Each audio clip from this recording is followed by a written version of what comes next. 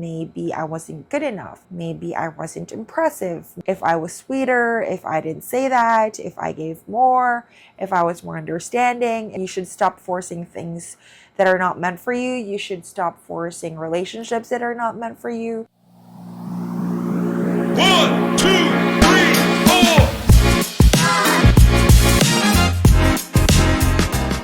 Welcome back to another episode of Real Talk with Boss Queen. This is a mini-series inside Queenie Unfiltered TV where we take off the mask, sit with our truths, and talk about the things everyone feels but rarely says out loud. Today's topic comes from something I read recently. It's a concept called the illusion of control. And honestly, it shook me because it quietly exposes how little power we actually have over life. No matter how hard we try to manage, plan, or predict everything, there's just some things that's out of our control. So let's talk about it. I'm gonna be giving you examples. Example number 1, we think we're driving, but life is the one holding the wheel. So the illusion of control is basically this.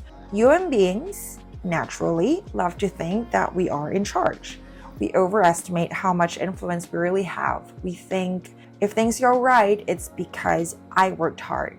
If things fail or if things go wrong, it's because I failed. The truth of the matter is, life is full of randomness. It's full of timing. It's full of invisible factors and circumstances that have absolutely nothing to do with you.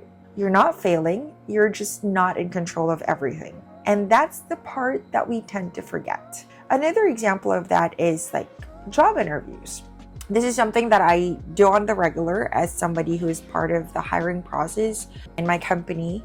In job interviews, let's say you applied for a job, you prepared, you practiced, you polished your resume, you researched a company, you did everything right, but you still did not get the job. And the first thing that we tend to do during this circumstance is we tend to blame ourselves.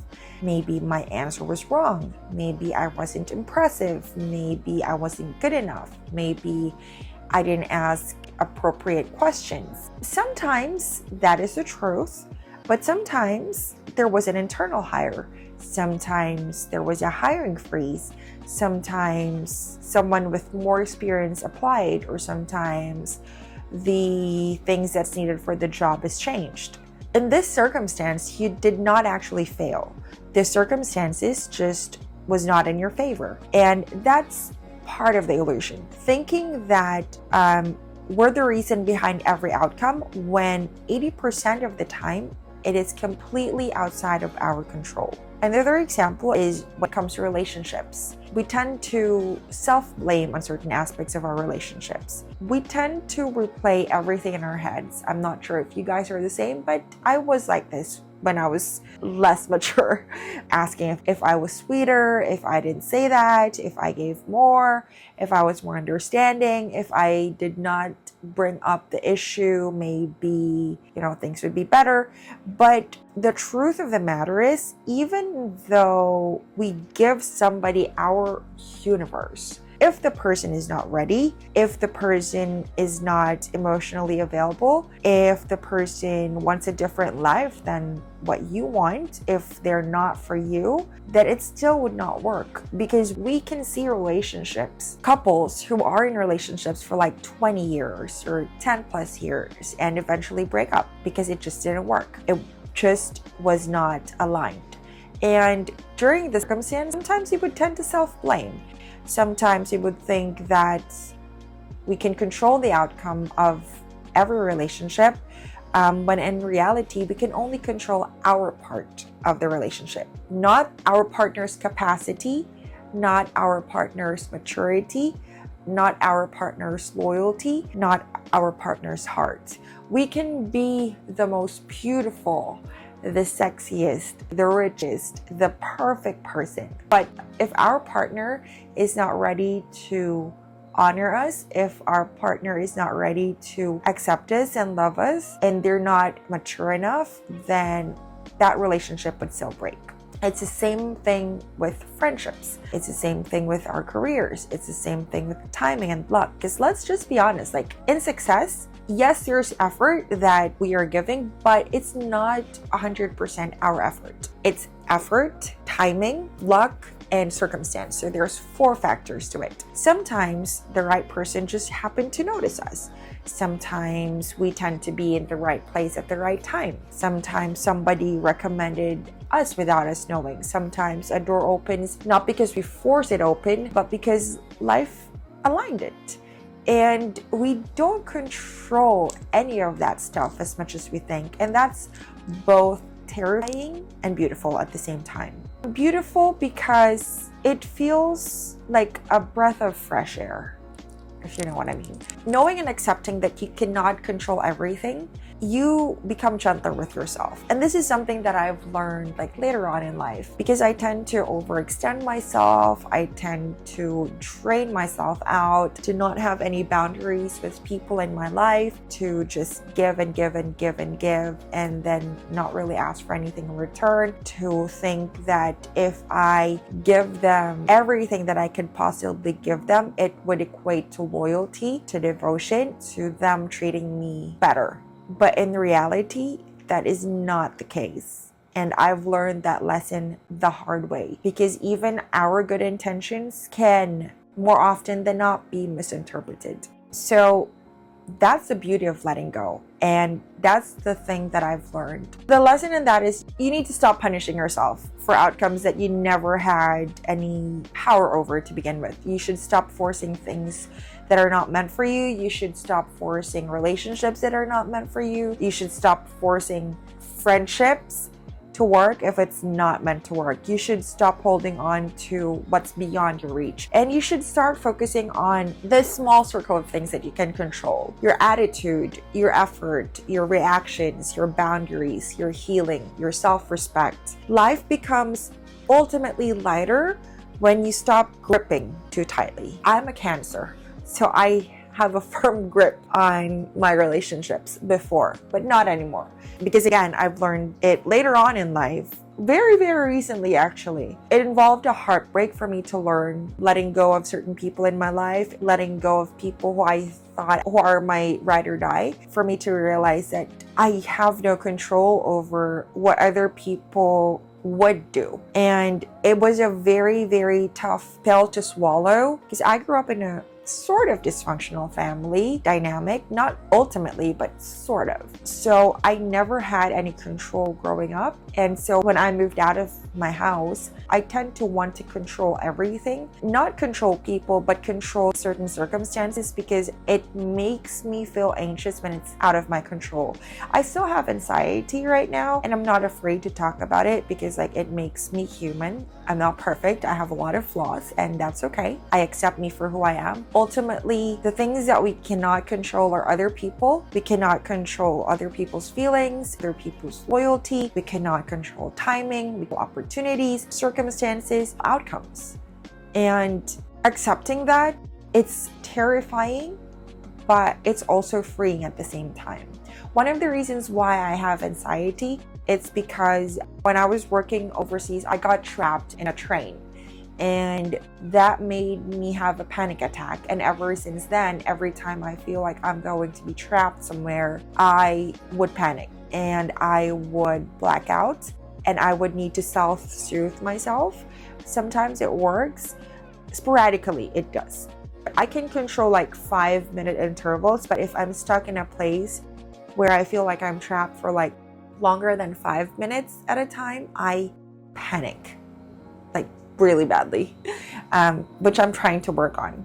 But going back, so yeah, the things that you can control is something that is within you, not something about other people. So you can control your growth, you can control your habits, your choices, your integrity, your discipline, your character, your energy, your loyalty, your reactions to certain circumstances, to certain people, to certain situations. You can control your reactions. You can control, did I say reactions twice? I forgot. You can control your energy and can control your standards. And sometimes that is more than enough, The truth of the matter is, the illusion of control only hurts when you cling to it. As a Cancerian, it's very difficult for me to not cling to stuff, not cling to my friendships, not cling to my relationships, not cling to my personal belongings. So it took a I don't know, something happened to me in 2025 where I'm like, F it. I'm just gonna accept whatever happens in my life, because the things that I've been planning throughout my life is not panned out the way I've planned for it. But eventually, like, I get there somehow. When I was growing up, my dream was to have a house. And then I dreamt of having a car. And then I dreamt of a lot of different things. And I never thought that I would be able to achieve any of those things, because I didn't grow up in a wealthy household. We were middle class, but still we were struggling because we were four in the family and we're very close in age. So it was very difficult for my parents to send all of us to school and pay for all of our extracurricular activities and tuition fee and all of that. And especially me, like, I was in a private school when I was in high school. From second year to college, I was in private school. So again, the illusion of control, it only really hurts us when we cling to it. So the moment that we realize that we need to release it, the moment that we understand that not everything is meant to be controlled or fixed or micromanaged, our life becomes softer, because then failure feels less personal. Disappointment stop feeling fatal. Our worth no longer depends on outcomes. Our worth no longer depends on other people's acceptance of us. Our worth doesn't depend if we're included or not. And maybe, just maybe, you don't need to control everything to live a good life. I stopped trying to control everything in my life that I cannot control. I just try to control my inner stuff, my feelings, the way I show up for other people, the way I care for other people, the way I open my heart and my soul and my home and everything for people. And to me, that's enough. You just need to control enough. You need to control yourself, your actions, your healing, your peace, your boundaries, very important. Your standards, also very important. And then let everything else fall exactly where it's meant to fall, you know? So yeah, this has been Queenie, and this is Real Talk with Boss Queen. Again, this is a mini segment of Queenie Unfiltered TV, because this is something that I started doing. Before I did the whole Queenie Unfiltered TV, my podcast channel was Real Talk with Boss Queen, but I stopped doing that because it was so tiring to like interview people and talk about stuff that's very personal.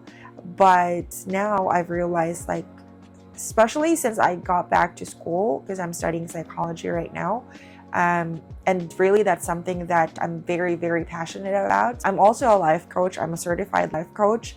So helping other people heal, helping other people understand their frustrations, their inadequacies, and helping other people, just having somebody to listen to them, not necessarily give advice, and just listen to them. I feel like that is my mission in this world. It's a heavy burden because I am an empath. Like, I tune into what other people are feeling, but I've learned to put a boundary, and that's not something that I meant to do. But it's something that I had to learn to do the hard way just in 2025. And I'm very, very proud of myself. What I'm just trying to say is, if I was able to do it, you will be able to do it too. This has been Queenie. This is my second outro. This has been Queenie, and this is Real Talk with Boss Queen.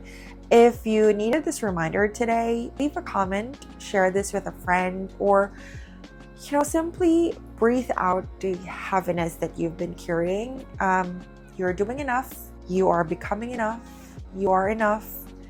And I will see you in the next episode. Bye.